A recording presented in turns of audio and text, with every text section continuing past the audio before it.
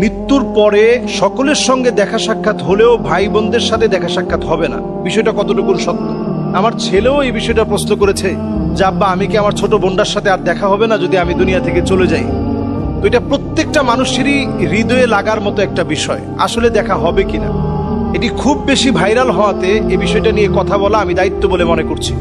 আপনারা নিশ্চয়ই যারা দেখেছেন এই বিষয়টি, এটা একটা ভিডিওর মাধ্যমে ছড়িয়ে পড়েছে এবং অনেকেই সেই ভিডিওর সাউন্ডগুলো শুধু ধারণ করে লিপসিং এর মধ্য দিয়ে এটা আরো বেশি ছড়িয়ে দিয়েছে। আল্লাহ রাব্বুল আলামিন বলছেন, সেদিন লোকদেরকে আলহাকনা বিহিম যুররিয়াতাহুম, তাদের নিজেদের আত্মীয় স্বজনের সঙ্গে মোলাকাত করায় দেওয়া হবে। আলহাকনা বিহিম যুররিয়াতাহুম, ভাই তার বোনকে পাবে, বোন তার ভাইকে পাবে। অবস্থা দেখবে সেদিন এমন হবে যে ভাই হয়তো জান্নাতি, বোনটা হচ্ছে জাহান্নামী। দেখার পরে বলবে যে আল্লাহ, আজকে আমার বোনের গায়ে জাহান্নামের পোশাক কেন? আল্লাহ রাব্বুল আলামিন সেদিন যদি মাফ করে দেন, এটা আল্লাহ রাব্বুল আলামিনের ইচ্ছা। আর যদি মাফ না করেন, তাহলে ওই দেখাটাই শেষ। এরপরে যদি আল্লাহ তাআলা দেখান তাহলে ভিন্ন বিষয়। তাহলে বোঝা যায় যে মৃত্যুর পরে ভাই তার বোনকে দেখতে পাবে, বোন তার ভাইকে দেখতে পাবে। ইমানদার হলে দেখা সাক্ষাৎটা খুব স্বাভাবিক থাকবে।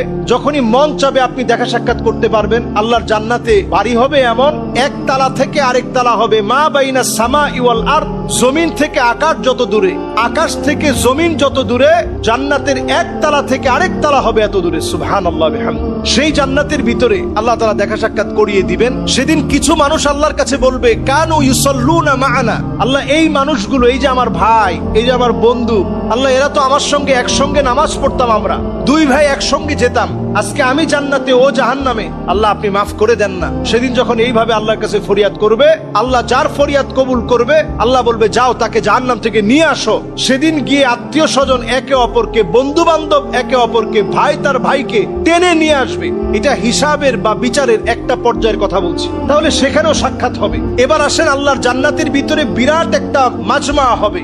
সেখানে আল্লাহ রাব্বুল আলামিন বলবেন, আল্লাহ তাআলা সেদিন ডাক দিয়ে বলবেন, ওয়ামতাজুল ইয়াউমা আইয়ুহাল মুজরিমুন, অপরাধীরা আজকে পৃথক হয়ে যাও, তোমাদের সঙ্গে আজকে আর কোনো লেনদেন নাই। সরাসরি এখন কথা হবে জান্নাতীদের সঙ্গে। আল্লাহ তাআলা সেদিনও একটা মিলন মেলা ঘটাবেন। সুতরাং আমাদের ভাই বোন, আত্মীয় স্বজন প্রত্যেককে দেখার একটা সুযোগ থাকছে।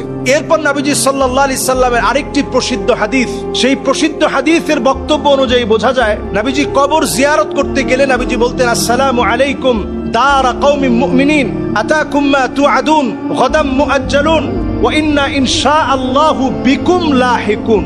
নবীজি বলতেন, ইনশাআল্লাহু বিকুম লাহিকুন, অচিরেই তোমাদের সঙ্গে আমি মিলিত হব।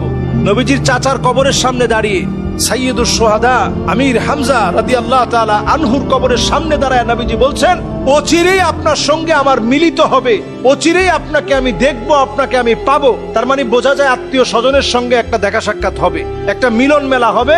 সেদিন আল্লাহ তাআলা যাকে চাবে সেই মিলন মেলায় আল্লাহ তাআলা শরীক করাবেন। আল্লাহ তাআলা আপনার আত্মীয় স্বজনকে দেখাবেন। আল্লাহ আমাদেরকে বোঝার তৌফিক দান করুক, পড়েন আমিন।